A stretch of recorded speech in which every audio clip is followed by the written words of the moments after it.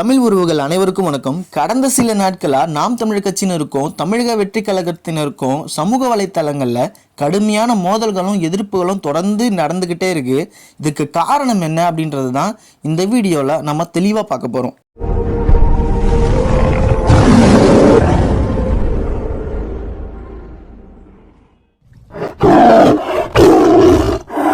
நம்முடைய தமிழ் மன்னனான கோனோரிகோன் கட்டி ஆட்சி செய்த செஞ்சிக்கோட்டையை யுனெஸ்கோ நிறுவனம் மராத்தியர்கள் கட்டிய கோட்டைன்னு சொல்லிட்டு நம்முடைய தமிழ் மன்னர்களுடைய வரலாற்றை மாற்ற நினைக்கும் பொழுது நாம் தமிழர் கட்சி நம்மளுடைய வரலாற்றை மாற்ற நினைக்கும் பாஜக அரசையும் அதை வேடிக்கை பார்த்துக்கிட்டு இருக்க திமுக அரசையும் கண்டித்து சீமான் அவர்கள் செஞ்சியில் கடந்த ஆகஸ்ட் 17 அங்கே ஒரு மிகப்பெரிய போராட்டத்தை சீமான் அவர்கள் நடத்தியிருந்தார். அந்த போராட்டத்தில் தான் தாவேகா கட்சியினரை சீமான் அவர்கள் அணில்கள் என்று விமர்சனம் செஞ்சிட்டு இருந்தாரு. இதற்கு காரணம் சீமான் அவர்கள் தேனியில் தடையை மீறி ஆடு மாடுகளை மலையில் ஏற்றிட்டு மேய்க்க போனும்போதும் அரசியல் இவருக்கு சரிப்பட்டு வரதுனால மாடு மேய்க்க போகிறாரு அப்படின்ட்டு அவதூறை பரப்புனாங்க. அதுக்கப்புறம் பார்த்தீங்கன்னா தேனியில் தேவேந்திர குல வேளார்களை பட்டியல் சமூகத்திலிருந்து வெளியேற்றுன்னு சொல்லி ஒரு மாபெரும் ஒரு கூட்டத்தை நடத்தும் பொழுதும் அந்த கூட்டத்து ஓரமாக வண்டியில் போகிறவங்கலாம் டிவிக்கேன்னு கத்திக்கிட்டு போகிறதும், அதுக்கப்புறம் பார்த்தீங்கன்னா கவினுடைய மரணத்தில் சீமான் பங்கேற்ற போது இவர் தான் சாதிய பெருமையை தூண்டி விட்டாரு, இவர்னால தான் கொலைகள்லாம் நடக்குதுன்னு சொல்லிட்டு சீமான் எது செய்தாலுமே ஒரு அவதூறை பரப்பிட்டு இருந்தாங்க. இதற்கு பதிலடியாக தான் சீமான் அவர்கள் நாங்கள் திமுகவை வேட்டையாட புலி வேட்டைக்கு போகும்பொழுது அணில்கள் நீங்கள் குறுக்க மறுக்க ஓடிக்கிட்டு இருக்கிறீங்க, நாங்கள் உங்ககிட்ட கொள்கை என்னன்னு கேட்டால் நீங்கள் தளபதின்றீங்க, அது தலைவிதின்னு கேட்குது, நீங்கள் எதுக்கு வந்திருக்கீங்க அப்படின்னு கேட்டால் டிவிக்கேன்னு இதை மட்டுமே கற்றுக்கிட்டு இருக்கீங்க. கொள்கை ரீதியாவோ நீங்கள் உங்கள் கோட்பாடு ரீதியாவோ எதுவுமே எதிர்க்காமல் வெறும் அவதூறுகளை வச்சு மட்டுமே எங்களை எதிர்த்துக்கிட்டு இருக்கிறதுனால தான் சீமான் அவர்கள் இப்படி ஒரு விமர்சனத்தை தாவேகா மேலே வச்சிருக்கிறாரு. இதுக்கப்புறம் தான் பார்த்தீங்கன்னா விஜய் ரசிகர்களாக இருக்கக்கூடியவர்கள் நிறைய பேர் பார்த்தீங்கன்னா சீமானை எப்படி எதிர்க்கணும்னு தெரியாமல் ஒரு மீம்ஸ் கிரியேட்டர் பண்ணிக்கிட்டு ஒரு காமெடியாக சீமானை சித்தரிச்சு ஒரு லேடி கெட்டப்பில் சித்தரிச்சு ஏதோ சாவுக்கு டான்ஸ் ஆகிற சின்ன பையனுக்கு சீமான் முகத்தை சித்தரிச்சு இந்த மாதிரி சீமான் இதுக்கு முன்னாடி பேசின காரியங்களை வெட்டி ஒட்டி அதை ட்ரோல் வீடியோவாக மாற்றி அதை காமெடியாக மாற்றி இந்த மாதிரி ஒரு அரசியலை தான் இவர்கள் செஞ்சுக்கிட்டு இருக்காங்க. என்னதான் பெரிய சினிமா சூப்பர் ஸ்டார்னு சொன்னாலும் அவர்களுடைய தொண்டர்களாக இருக்கிற ரசிகர்கள் நேர்மையாக கருத்தியலாக கொஞ்சம் கூட எதிர்க்க திராணி இல்லாமல் விஜயலட்சுமி பதிவு செய்கின்ற அந்த காணொளிகளை மறுபதிவு செஞ்சு போடுறதும் தரக்குறைவாக கேட்கவே படிக்கவே முடியாத அளவுக்கு அவர்களுடைய கொள்கையே அதுதான் நினைக்கிறேன். அந்த மாதிரி வார்த்தைகளை ஆபாசமான வார்த்தைகளை பதிவு பண்ணுறதும் மீம் கிரியேட் பண்ணிக்கிட்டு இருக்கிறதும் டெம்ப்ளேட் கிரியேட் பண்ணி காமெடி வீடியோ பண்ணி ட்ரோல் பண்ணிக்கிட்டு இருக்கிறதும் இப்படி ஒரு கேவலமான அரசியலை திமுக தான் இதுக்கு முன்னாடி செஞ்சிட்டு இருந்தது. அதை இப்போது தமிழக வெற்றி கழகமும் செய்யுது.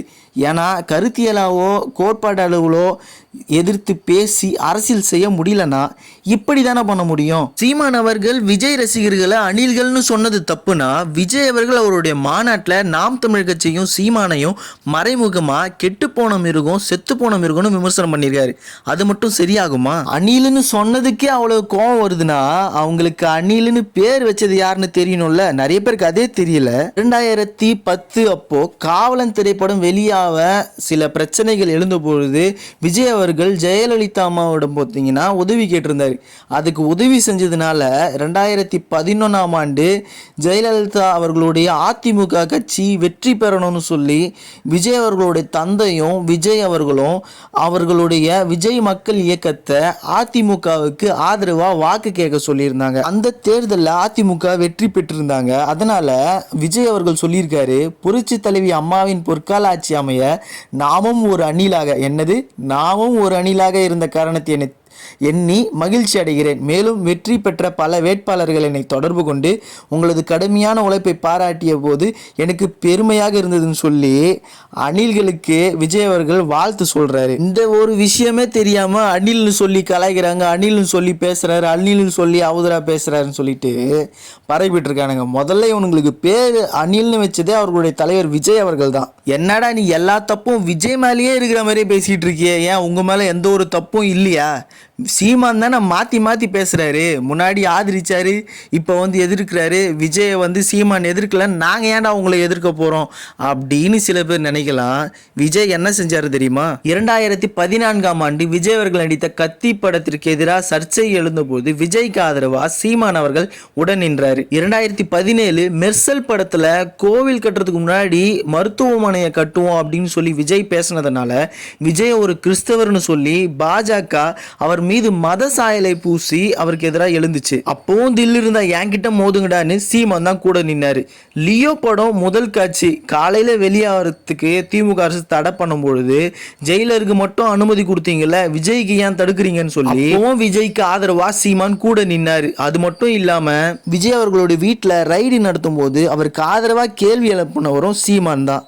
விஜய் அவர்கள் தமிழக வெற்றி கழகம்னு சொல்லி கட்சி ஆரம்பிக்கும் போது கூட, அவருடைய கொடியை அறிமுகப்படுத்தும் போதும் கூட என்னுடைய அன்பு தம்பின்னு சொல்லி சீமான் அவர்கள் தன்னுடைய வாழ்த்தையும் அன்பையும் ஆதரவையும் முதலாளர் தமிழக வெற்றி கழகத்துக்கு தெரிவித்தவரும் சீமான் தான்.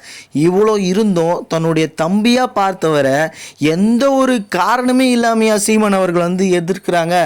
அதை யாருமே ஒத்து கவனிக்கலன்னு தான் சொல்லணும். என்ன நடந்ததுன்னு நான் சொல்கிறேன். விஜய் அவர்கள் தன்னுடைய முதல் மாநாட்டுக்கு முன்னாடி சீமான் அவர்களை அரசியல் ரீதியாக சந்தித்து பல முறை பேசியிருக்காங்க. அப்பொழுது சீமான் அவர்கள் விஜய் அவர்களுக்கு தன்னுடைய தம்பியாக நினைத்து அவருடைய எக்ஸ்பீரியன்ஸில் சில அட்வைஸை வந்து ஆதரவாக விஜய் அவர்களுக்கு சொல்லியிருக்காரு. அந்த விஷயத்த விஜய் அவர்கள் மேடையில் வேற மாதிரி சொன்னார். இப்போ நான்லாம் வந்து விரும்பி வரல, தள்ளி விடப்பட்டவன், இந்த இடத்துக்கு தள்ளி விடப்பட்டவன். இப்போ என் தம்பி விரும்பி வாரான், அவனை வந்து நம்ம கட்டி கொடுக்க வேண்டியது நம்ம கடமை. வந்து பார்க்கும்போது இது எவ்வளவு பெரிய ஆட்டம். ஆனா நான் சொன்னேன், கொஞ்சி கஞ்சி கடிக்கிற மீன்கள் நிறைந்த குளம் இல்ல, கொடிய முதலைகள் நிறைஞ்ச குளம், ஒவ்வொரு காலடியும் பார்த்து எடுத்துக்க நான் சொன்னேன். நேரடியா சொன்ன, இப்பவும் அவருக்கு சொல்றேன், ரொம்ப கவனமா ஒவ்வொரு அடியும் எடுத்து. தம்பி உனக்கெல்லாம் என்ன தெரியும்? நீ எல்லாம் எப்படி தாக்கு பிடிப்ப? இந்த அரசியல் பெரிய அகழியாச்சு, அதுல தண்ணிக்குள்ள மூழ்கிட்டோம், தலையை தூக்கிக்கிட்டோம், வாயை பொழந்துக்கிட்டோம், இந்த ராட்சச முதலைகள்லாம் ரகம் ரகமா இருக்குமே, இவங்களெல்லாம் தாண்டி நீ எப்படி கோட்டைக்குள்ள போவ? உன்னால முடியுமான்னு கேள்வி மேல கேள்வி, கேள்வி மேல கேள்வி. இந்த கேள்விகளுக்கெல்லாம் நம்ம ஸ்டைல்ல ஒரு குட்டி கதை ஒன்று சொல்லாமா? நீங்க பேசுனது முழுக்க வேற ஏதோ வஞ்சன்ஸ் வச்சுட்டு கூட அதான் நான் சொல்ல வந்தேன். சுதீர் எடுத்தோடனே உங்களுக்கு சொல்லிட்டேன். நேரம் இங்க வந்து உட்காந்துட்டு இருக்கிறீங்க, கேமரா என்ன பண்றது ஏகலைவன், இது என்ன பண்றது ஏகலைவன், எவ்வளவு ரெவன்யூ வரும் ஏகலைவன், எத்தனை நாள் தாக்கு பிடிக்கணும் எல்லாம் நீ கேட்டுட்டு நீ தொடங்கின அன்னைக்கே வந்து கேமரா ஸ்டார்ட்னு வந்து பிடிச்சி நிக்கிற அன்னைக்கு என்ன நக்கல் பண்ணீங்கன்னா கோவம் அது வருமா? விமர்சனத்துக்கு வருமா? வராது. நான் பெருந்தன்மையா வந்து சரி நம்ம ஆள் ஒருத்தர் வளர்றாரு பத்திரிகையாளர் அப்படின்றதுக்கு தானே நம்ம வந்து பாக்குறோம். அந்த எண்ணம் தானே அங்கேயும் வந்து சரி தம்பி ஒருத்தன் வரான், அரசியல் வரட்டும் அப்படின்றதுக்காக கூப்பிட்ட. பேசினப்பெல்லாம் நீ பேசினப்ப நீ ஆலோசனை கேட்டப்பெல்லாம் உனக்கு சொல்லியிருக்கிறார். இதெல்லாம் இல்லைன்னுலாம் மறுக்க முடியாது, எங்களை போன்றவர்களுக்கு தெரியும், சொல்லியிருக்கிறார். அரசியல்ன்றது நீ நினைக்கிற மாதிரிலாம் இல்லை, மீன்கள் மட்டுமே இருக்குன்னு இல்லை, முதலையும் இருக்கும் தம்பி அப்படிலாம் சொல்லி உனக்கு கொடுத்துட்டு இருந்தது. வந்து நக்கல் பண்ணுறேன்னா அப்புறம் இதுதான் அரசியலில் வந்து தயவுதாட்சின்னா பார்க்கக்கூடாது சுதீர். அண்ணா இப்படி சீமான் அவர்கள் விஜய் அவர்கள் சந்தித்து பேசும்பொழுது விஜய் அவர்களுக்கு சீமான் அவர்கள் அட்வைஸாக சொன்ன விஷயங்களை, அதுவும் இல்லாமல் அன்றைக்கி மாநாட்டுக்கு காலையில் கொடுத்த அந்த ப்ரெஸ் மீட்டில் சொன்ன விஷயங்களை விஜய் அவர்கள் எப்படி மாற்றி சொல்லியிருக்காருன்னு உங்களுக்கே இந்த வீடியோவில் பார்த்துருந்தா உங்களுக்கு தெரிஞ்சிருக்கும். அது மட்டும் இல்லை, அந்த மாநாட்டிலேயே சிலர்லாம் ஏதோ கத்தி பேசுனா வந்து புரட்சி நினச்சிக்கிறாங்க, நமக்கு அதெல்லாம் வராதுங்க அப்படின்றாரு. அப்போனா தமிழ்நாட்டில் கத்தி அரசியல் பேசக்கூடிய ஒரே தலைவர் சீமான் தான், வேறு யாரும் நீங்கள் சொல்ல முடியாது.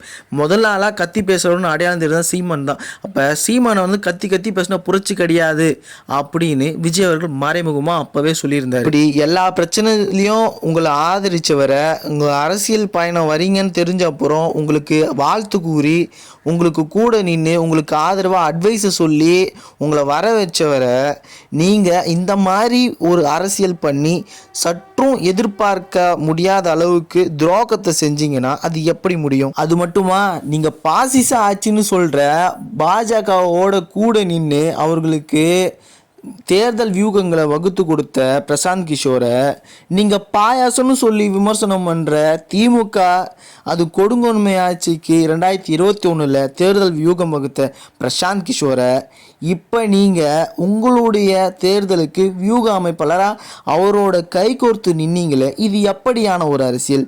திருடனுக்கு திருட எப்படி சொல்லித்தரலாம் அப்படின்னு சொல்லி கொடுத்த தேர்தல் வியூகம் அமைச்ச பிரசாந்த் கிஷோரை உங்களுக்கு நல்ல வியூகம் அமைப்பார் அப்படின்னு எப்படி நீங்கள் நம்புறீங்க? அது எப்படியான அரசியல்? அது மட்டும் இல்லை, ஆதவர்ஜுனாவும் 2024 தேர்தலுக்கு திமுகவுக்கு வியூக அமைப்பாளரை உதவி செஞ்சார். அதனால தான் விசிகால பொறுப்பு கொடுத்தாங்க. அவரையும் கூட்டுட்டு உங்கள் மேடையில் ஏறி அவரையும் வியூக அமைப்பாளரை வச்சுருக்கீங்களே, இது என்ன அரசியல்? இவ்வளோ நாள் மக்களை ஏமாற்றிக்கிட்டு வர இந்த திராவிட அரசியலை வீழ்த்தி தமிழ் தேசிய அரசியலை மலர வைக்கணும்னு நினைக்கும் பொழுது திராவிடமும் தமிழ் தேசியமும் இந்த தமிழ் மண்ணோட கண்கள் என்று சொல்லி திரும்பவும் திராவிடத்தை தூக்கி பிடிக்கிறீங்களே, இது என்ன அரசியல்? எல்லாமே ஒரு உள்குத்தாவும் எல்லாமே ஒரு தவறாகவும் நீங்கள் போகிறீங்கன்னா அப்போ தவறு சீமான் மேலேயா இல்லை விஜய் மேலேயா? தமிழர்களுக்கு அடையாளமாக எத்தனையோ தலைவர்கள் இருந்தாலும் இந்த தமிழ் தலைவர்கள் எல்லாரையும் புறந்தள்ளிட்டு எப்பவும் இந்த திராவிடம் சொல்கிற மாதிரி திராவிடம் தூக்கி பிடிக்கிற மாதிரி நீங்கள் திராவிட கட்சி தலைவரான பெரியாரை மட்டும் தூக்கி பிடிக்கிறீங்களே, அதுவும் ஏன்? ஓனாய் ஆட்டை வேட்டையாட ஆட்டுத்தோல் போர்த்திட்டு வரா மாதிரி தமிழ் தேசிய போர்வையை போர்த்திட்டு உள்ளுக்குள்ள திராவிட ஓனாய் அரசியலை முன்னெடுத்தால் நாம் தமிழர் கட்சி விஜய் அவர்களுடைய தற்கூரித்தனமான தந்திரமான திராவிட அரசியலை நாம் தமிழர் கட்சி எதிர்க்கு எதிராக நின்று கடுமையாக சண்டையிட்டு எதிர்க்கும். இதை புரிந்து கொள்ளாமல் சில விஜய் ரசிகர்கள் சீமான் அவர்களை விஜயை எதிர்க்கிறாருன்ற ஒரே காரணத்துக்காக எவ்வளவு கேலி கிண்டல்கள் எவ்வளவு காணொளிகள் நீங்கள் வெளியிட்டு எதிர்த்தாலும் தமிழர்கள் மீண்டும் நாங்கள் திராவிட அரசியலுக்கு ஏமாந்து திரும்பவும் நாங்கள் இன்னொரு நடிகருக்கு வாக்களித்து நாங்கள் ஏமாற மாட்டோம். எங்களுடைய பாதை தனி. எங்கள் இலக்கு ஒன்றுதான், இனத்தின் விடுதலை. இனம் ஒன்றாவும் இலக்கை வென்றாவும். நாம் தமிழர் 2026 படைப்போம் புதிய அரசியல் வரலாறு. நமது சின்னம் விவசாயி.